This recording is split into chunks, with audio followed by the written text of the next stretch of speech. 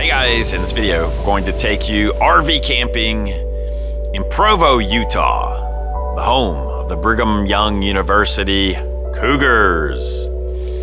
In Provo, we camped at Utah Lake State Park. Just another example of one of the many great state parks available in the state of Utah.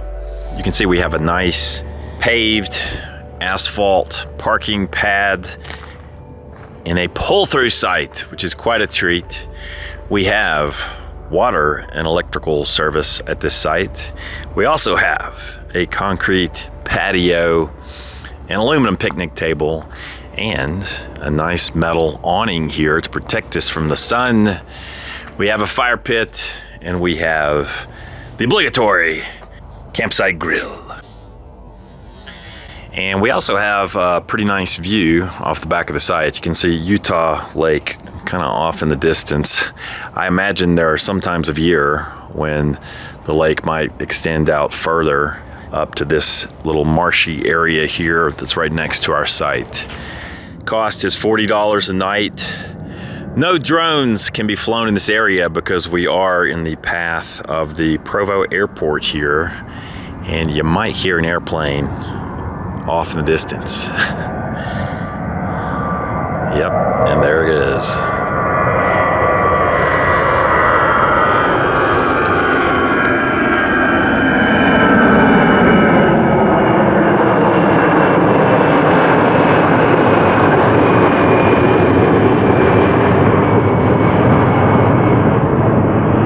By the way, I do see a little bit of trash on the site, which will be picked up in short order.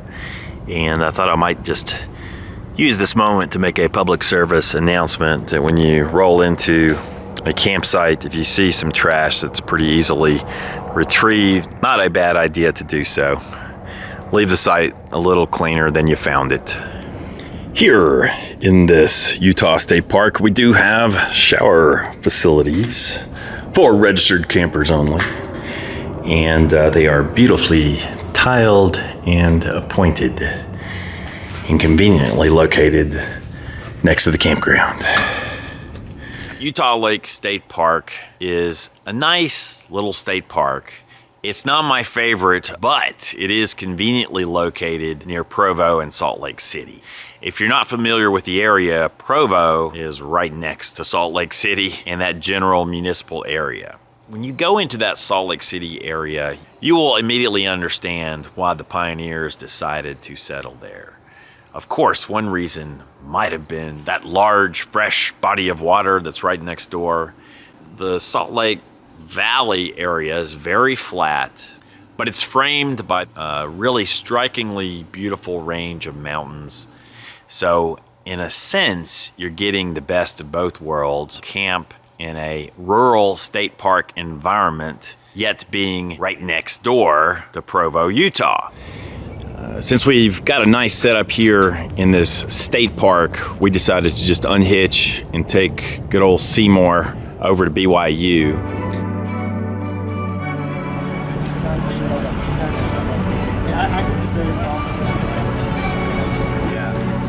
First of all, gotta say that I think we made the right call unhitching and just bringing our truck over here, because RV parking could be pretty tricky, especially at this sort of last minute. But beautiful day, couldn't ask for better weather, and the parking here is free, which is very nice. Now we just have a short stroll to the stadium. Brigham Young University is actually a private school, and it is operated by the Church of Jesus Christ of Latter-day Saints. Approximately 98% of the student body at BYU are members of the LDS Church. So it's really impossible to talk about BYU and going to a BYU game without discussing what makes it different. So what sets BYU apart from other universities, including public universities? Well, I think you kind of have to start with the honor code. BYU students are expected to observe and adhere to an honor code, which includes modest attire, no premarital hanky-panky, and no Bud Light. So in a sense, this video is about boundaries. Where do we draw the boundaries as a society? And personally, where do you draw your own personal boundaries? So to learn more about the BYU Honor Code, we consulted with an old friend of ours, Brian Bowe of Master Applied Coatings, who attended BYU. Woo! And he has the t-shirt to prove it. Our good friend Brian. Shirt. So Brian, tell us maybe a little bit about your experience with BYU. I grew up in California, grew up in San Diego, came up in Northern California. Yeah. So did you grow up LDS? I did not. I didn't grow up in any religion. In fact, our family was the opposite of religion. But I did. I joined when I was 18. I did go on a mission to El Salvador for a couple of years. Yeah. That's where I was called on a mission. That I grew up fast. So that's a pretty big difference in the BYU student body. More than half of the students have served as LDS missionaries. You do your application and you send it in, and you don't know if it's going to be, Phoenix, Arizona, or, Tampa, Florida, or it's going to be Russia or, somewhere in another country. And mine just happened to be the El Salvador, San Salvador West Mission. I didn't know much of anything about El Salvador, but a couple of things that I learned about, and then of course I learned when I got there, real hands, was, it's one of the poorest countries in all of Central America. Definitely, at least at that time, they had gone through 12 years of a horrific war, just devastating war that the people had to endure. It's a pretty dangerous place to do your mission work too. It was, yeah, honest. We were in some areas and that were extremely dangerous that people go or they don't go, and if they go, they don't come out. But honestly, going down there with what we had here and what they have there, I grew up fast. Because they basically, most of the places that we were in, mud homes. They build a home, they would dig a big hole, take the mud out of the ground, mix it with hay and some other things, and create adobe blocks out of them, and that's where they would that's how they would make their homes. Mud floors, and usually no electricity, no running water. No running water. There was some that might had some electricity, which is not that common, but everything had to be, if you're cooking, you had to go out and cut the wood. And the women and the men had to toil. Everyone had to work hard. For example, the women would have to literally, take all their clothes miles down to a river and wash them in there, or they would have to get these big buckets of water and fill them up far away or from some local water source, and then carry 100 plus pounds of whether water or even food, leña, which was their wood, to cook their food, to have water to wash their dishes and wash their clothes, all by hand. Now, was this before you were enrolled at BYU that you did the mission? Yeah, okay. I had no idea I was going to go to BYU. So after completing 2 years of mission service in El Salvador, Brian landed at BYU. Sometimes life takes you in different directions, and that's where I ended up. I actually loved it. To me, it was such a good atmosphere. And it's definitely a different feel. The focus is, you go in to learn and go forth to serve out of BYU. That was kind of the motto. Obviously, there's a different set of standards for BYU. It's a religious school. It's a Christian school. They do have an honor code.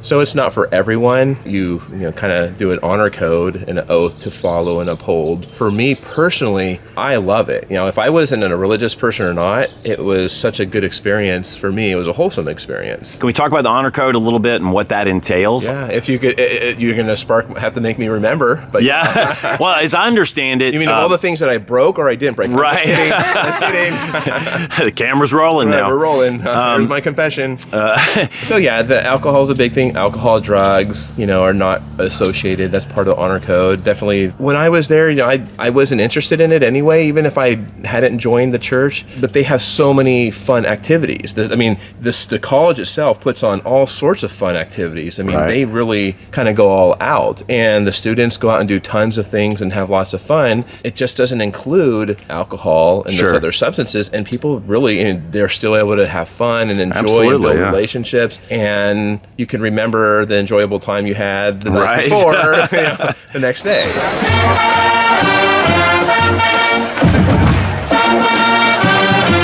How about caffeine, just out of curiosity? I think caffeine... They drink a lot. I mean, Yeah. I wasn't a big coffee or caffeine Sure. consumer, except I did consume a lot of chocolate and other things. So, but people do. I don't know too much about like what people's personal preferences are, but there's not a specific thing that says you can't have caffeine. I think coffee is kind of a thing, what they going into what they refer to as the word of wisdom. That's a little different, which, you know, goes into non-alcohol, drugs, Right. and coffee, things like that. With regard to modest attire and personal appearance, I think it's a lot different now because I was there. You know, I take the boys once a year, and you know, I see people dressed in all depending on the season. Yeah. I mean, I'm not saying the girls are walking around nude, but I mean, they're not walking up with things from their ankles to their necks. Yeah. So people are wearing, you know, kind of clothes for the season. So what was the actual game like? No beer for sale, but we do have reduced fat chocolate milk. A few off-the-cuff thoughts. They have a really beautiful stadium here. Seats around 64, 65,000. And great fan support.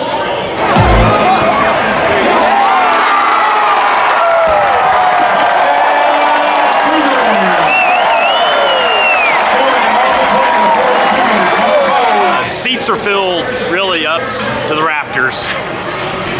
It gets quite loud.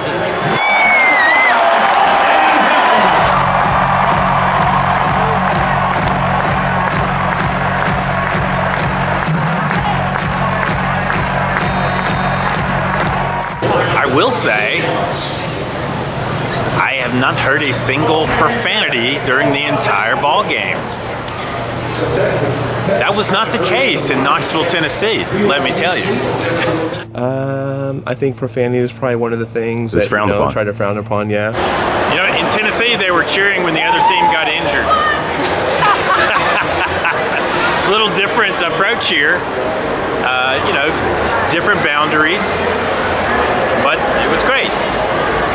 When we were leaving the stadium, I said to Christy, I think that's the first football game I've attended where I didn't hear a single swear word throughout the entire game. And it was nice. And the sportsmanship, for the most part, is pretty darn Yes, good. yes, and very good. You're going to always have, you know, some hot-headed people, even on the teams that'll, you know, kind of bicker, but you know, it's to be expected. But I mean, for the most part, there's a big thing about sportsmanship, which is kind of cool at the game. I do like how they'll actually have a prayer. Yeah. They'll pray Yeah. for both teams and have good Yeah. sportsmanship, and that their talents will be, you know, used to the best on both teams, which is like, yeah, that's kind of cool, really. It At the is. end of the day, they're all fighting to win, but you know, there's a higher purpose that, you know, as humans, you're still trying to be a better person. It's put You're into trying to proper treat- context. Exactly. Yeah.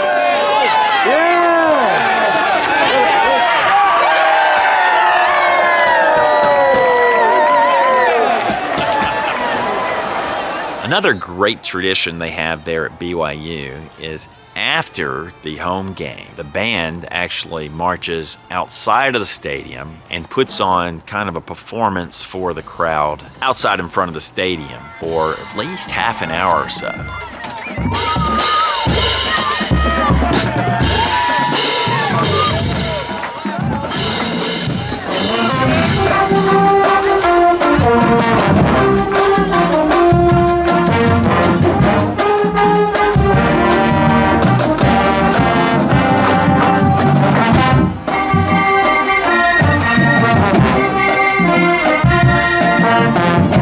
These marching bands add so much.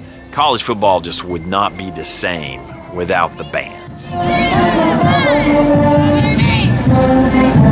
Another satisfying adventure in the Loloho College Town Tour. Yep. Notice we have our Airstream decked out in BYU Cougar blue.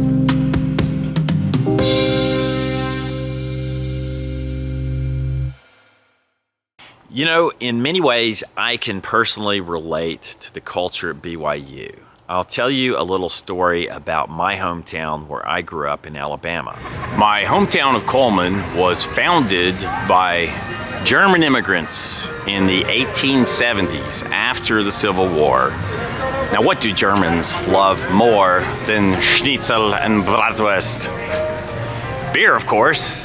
And so naturally, those German immigrants began brewing beer. Then came Prohibition in the United States. And beer was made illegal throughout the United States. Well, after Prohibition, Coleman never legalized alcohol. So for all of my youth, I was raised and lived in a town and county that was known as a dry county. You know, a dry county and a dry town meant no alcoholic beverages were allowed. Now, the irony of having a German heritage town that is dry is that perhaps the most famous German annual festival, Oktoberfest, was also dry. That's right, Oktoberfest, which, let's face it, is a beer festival at heart, in my hometown, was the only beerless Oktoberfest in the world. So I'm familiar with boundaries and communities drawing limits of this type. And I'll tell you something else that's really interesting about that Salt Lake City area and the LDS Church. The church requires members to prepare, and I mean prepare in terms of having food, resources, and clean water. At least a 3-month supply. And a lot of the houses in the Salt Lake City area will have a special room in the house, often located in the basement, that is used to store emergency rations in case things go wrong at some point in the future and we have some sort of emergency. Could be a local emergency, could be a national emergency. I know that many members of our channel are so-called preppers, and you are preparing for the possibility of an emergency situation in the United States. The point of prepping, as I understand it, is not just taking care of yourself, it's taking care of your community. When you are prepared for an emergency, you are not a burden to your neighbors. In fact, you're in position to take care of yourself and your family, and perhaps take care of your neighbors. So this kind of ties in with what Brian was saying about going forth to serve. Well, that's exactly what the LDS Church expects of its members. And personally, I think that's really smart. In the Provo area, you'll find a lot of international cuisine because there are so many international students attending BYU, and because there are so many students who served abroad as missionaries and developed a taste for that food. One place I could recommend is Street Tacos Don Joaquin. Menudo, they're a great band in the 80s. Bear in mind, there is nothing pretentious or upscale about this establishment. One gringa, which has mozzarella cheese on it. One street taco. I got 3 gringas, which I believe are kind of like street tacos with mozzarella cheese.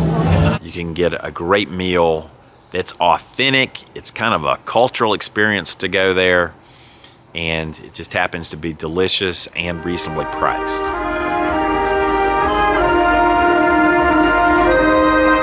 So that's it, guys, a look at the game day experience at BYU. You know, in addition to the student honor code, there's another code that most of the people around that area follow. 10 rules for living, something like that.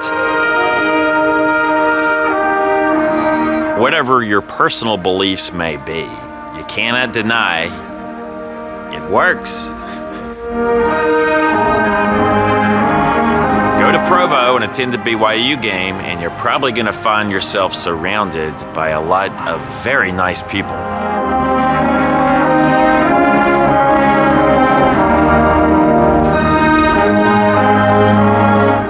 Where are we headed next? West, to the land of the Bears, the Golden Bears. Stay tuned.